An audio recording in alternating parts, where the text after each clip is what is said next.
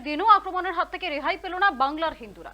এই অভিযোগে মঙ্গলবার ফের উত্তাল হয়ে উঠল পশ্চিমবঙ্গ বিধানসভা। মঙ্গলবার এই অভিযোগে বিধানসভায় মুলতবি প্রস্তাব আনতে চায় পদ্ম শিবির। স্পিকার তাতে রাজি না হওয়ায় ফের বিধানসভা ওয়াকআউট করেন বিজেপি বিধায়কেরা। পরে বিধানসভার বাইরে বিক্ষোভ দেখাতে গিয়ে বিরোধী দলনেতা শুভেন্দু অধিকারীর অভিযোগ, মণিপুর, গোয়ার মতো ছোট রাজ্যেও বিধানসভার আলোচনা লাইভ স্ট্রিমিং এর মাধ্যমে দেখানো হয়। একমাত্র পশ্চিমবঙ্গ যেখানে বিধানসভায় কি আলোচনা হচ্ছে তা মানুষ জানতেই পারে না, কারণ এখানে লাইভ স্ট্রিমিং হয়ই না। কিসের ভয়? শুভেন্দু এও বলেন, এই সরকার তার দায়বদ্ধতা পালন করছে না, বিধানসভাকে প্রহসনে পরিণত করেছে। পদ্ম শিবিরের অভিযোগ, দলের সময় রাজ্যের বিভিন্ন জায়গায় অস্থির অবস্থা তৈরি হয়েছিল। শাসকের নেতৃত্বে রাজ্যের হিন্দুদের উপর আক্রমণ নামিয়ে আনা হচ্ছে অভিযোগ করে বিধানসভায় মুলতবি প্রস্তাব আনতে চান বিজেপি বিধায়ক শঙ্কর ঘোষ। বীরভূমের সাঁইথিয়াতে কেন 163 ধারা জারি করা হয়েছে এই বিষয়ে সভায় সরকারের বিবৃতি দাবি করেন শঙ্কর। শুভেন্দুর অভিযোগ, এদের কাছে কোনো উত্তর নেই, তাই বিজেপির প্রস্তাব নিয়ে বিধানসভায় কোনো আলোচনা হয় না।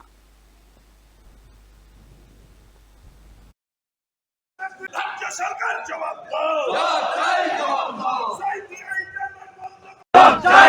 দাও, ইন্টারনেট পরিষেবা সাঁইথিয়ায় বন্ধ কেন? মুখ্যমন্ত্রী জবাব দাও।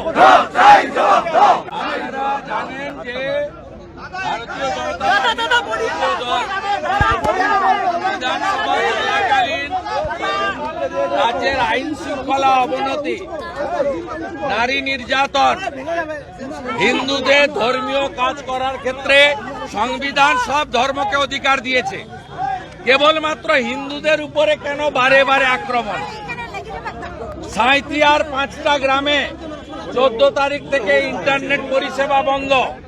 আপনারা কেউ ক্যামেরা নিয়ে যেতে পারেননি ওখানে।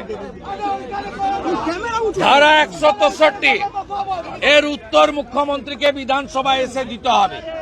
কোন সোমবার পুলিশ দপ্তরের প্রশ্ন উত্তর হয় না এবং 20 তারিখে বাজেট অধিবেশন শেষ হবে।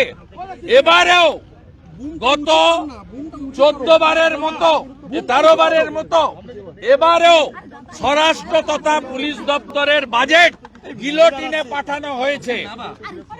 এই বিধানসভায় মুখ্যমন্ত্রী এবং তার সরকারের যে দায়বদ্ধতা তারা মানতে রাজি নন।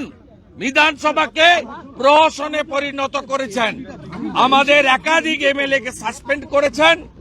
আমরা ভিতরে এবং বাইরে সমানে প্রতিবাদ চালাবো।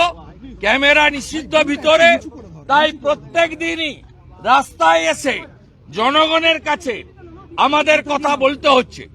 আজকেও Shankar Ghosh, chief whip opposition, তিনি সিম্পলি জানতে চেয়েছিলেন যে সাঁইথিয়াতে 163 ধারা কেন? সরকার পক্ষের বিবৃতি। আমি তো হাউসে থাকলে পুলিশ মন্ত্রীর বিবৃতি বলতাম। তো আমাদের বিধায়করা সরকারকে আরো সুযোগ দেওয়ার জন্য বললেন সরকার বিবৃতি দিক। পশ্চিমবাংলার একটা গুরুত্বপূর্ণ প্রান্তে internet service disconnect, out of network এবং ধারা 163 জবাবদিহি করবেন না অ্যাসেম্বলিতে? কোথায় করবেন? কোথায় করবেন? জানতে চাইব কোথায়? অ্যাসেম্বলির প্রসিডিংস লাইভ স্ট্রিমিং হয় না। একমাত্র রাজ্যে পন্ডিচেরিতে হয়, গোয়াতে হয়, মণিপুরে হয়, অরুণাচলে হয়, ছোট ছোট রাজ্যগুলো করে। এদের লজ্জা নেই? ইলেকট্রনিক্স আপনার লাইভ স্ট্রিমিং হয় না। কোন বিধায়ক তার এলাকার কথা, জনগণের কথা কি বলছেন কেউ জানতে পারে না। এমনকি শঙ্কর ঘোষ মুলতবি প্রস্তাব বিধায়করা এনেছিলেন 10-12 জন, তারপরে যে অংশ সেটাও এই স্পিকার এক চোখ বন্ধ করে থাকেন। তার ডান দিকটা খোলা, বাম দিকটা বন্ধ। আজকেও বলেছেন এগুলো যাবে না।